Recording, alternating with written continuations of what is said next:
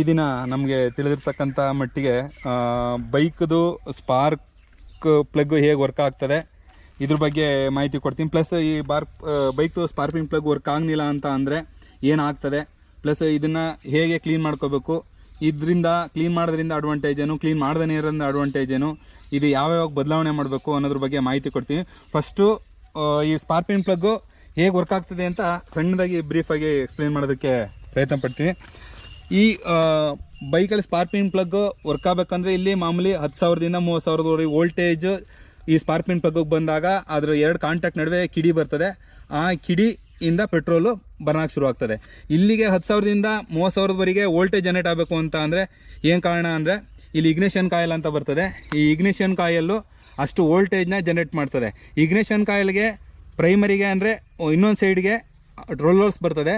ಆ 12 volts switching ಆಗಿ ಇಲ್ಲಿಗೆ 10,000ದಿಂದ 30,000ವರೆಗೆ ವೋಲ್ಟೇಜ್ ಬರ್ತದೆ.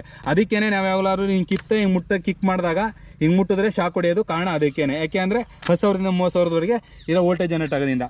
ಇದಕ್ಕೆ ಪ್ರೈಮರಿ ಸೈಡು ಇಗ್ನಿಷನ್ ಕಾಯಿಲ್ಗೆ 12 ವೋಲ್ಟ್ಸು ಬರೋದಕ್ಕೆ ಇಲ್ಲೊಂದು ECU ಅಂತ ಬರ್ತದೆ. ಈ ECU ಇನ್ನೊಂದು CDI ಅಂತ ಕರೀತಾರೆ ಇದನ್ನು. ಇದರಿಂದ ಆ ಇಗ್ನಿಷನ್ ಕಾಯಿಲ್ಗೆ ಪ್ರೈಮರಿ ಸೈಡ್ಗೆ ವೋಲ್ಟೇಜ್ ಇದರಿಂದ ಜನರೇಟ್ ಆಗ್ತದೆ.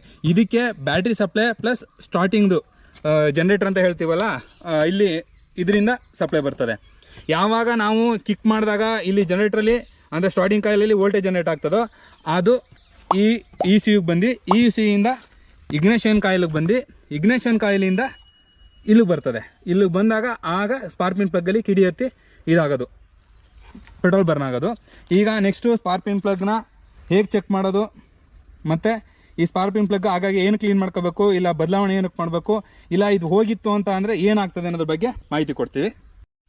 ಆಲ್ಮೋಸ್ಟ್ ಅಲ್ಲೂ ಬೈಕಲ್ಲೆಲ್ಲ ಸ್ಪಾರ್ಕಿಂಗ್ ಪ್ಲಗ್ ಬಿಚ್ಚಿ ಚೆಕ್ ಮಾಡಬೇಕು ಅಂತ ಅಂದರೆ ಇಲ್ಲಿ 16-17 ಸ್ಪ್ಯಾನರು ಇಲ್ಲ 16-17 ಟ್ಯೂಬ್ಲರ್ ಹಾಕ್ಕೊಂಡು ಇದನ್ನು ಬಿಚ್ಚಬೇಕು.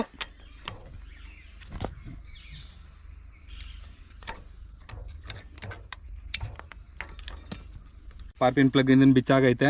ಇದು ಹೇಗೆ ವರ್ಕ್ ಆಗುತ್ತೆ, ಇದು ಹೇಗೆ ಅಂತ ಒಂದು ತಿಳಿಸ್ಕೊಳಕ್ಕೆ ಇಷ್ಟಪಡ್ತೀನಿ. ಇದು ಇಲ್ಲಿಂದ ಇಲ್ಲಿವರೆಗೆ ಕಾಂಟ್ಯಾಕ್ಟ್ ಇರ್ತದೆ, ಇಲ್ಲಿಂದ ಇಲ್ಲಿವರೆಗೆ. ಇದು ಔಟರ್ ಬಾಡಿ, ಇದನ್ನು ಗ್ರೌಂಡ್ ಅಂತ ಕರೀತಾರೆ. ಇದು ಗ್ರೌಂಡಿಗೆ ಅಂದರೆ ಇದಕ್ಕೆ ಫಿಕ್ಸ್ ಆಗಿರ್ತದೆ. ಇದು ಸೆಂಟ್ರು ಇಲ್ಲಿಂದ ಇಲ್ಲಿವರೆಗೆ ಒಳಗಡೆ ಇಂಟರ್ನಲ್ಲಿ ಎಲ್ಗೂ ಟಚ್ ಆಗಿರಲ್ಲ, ಇಲ್ಲಿಂದ ಇಲ್ಲಿ ಡೈರೆಕ್ಟ್ ಆಗಿರ್ತದೆ. ಇದೆಲ್ಲ ಪಿಂಗಾಣಿಯಿಂದ ಮಾಡಿರ್ತಾರೆ.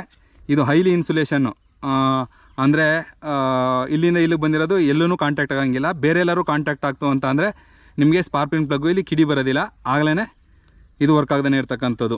ಇಲ್ಲಿ ಸೆಂಟ್ರು ಒಳಗಡೆ ವೈಟ್ ಐತಲ್ಲ, ಈ ವೈಟ್ ಟೀಶಲ್ಲಿ ಯಾವಾಗಲಾದ್ರೂ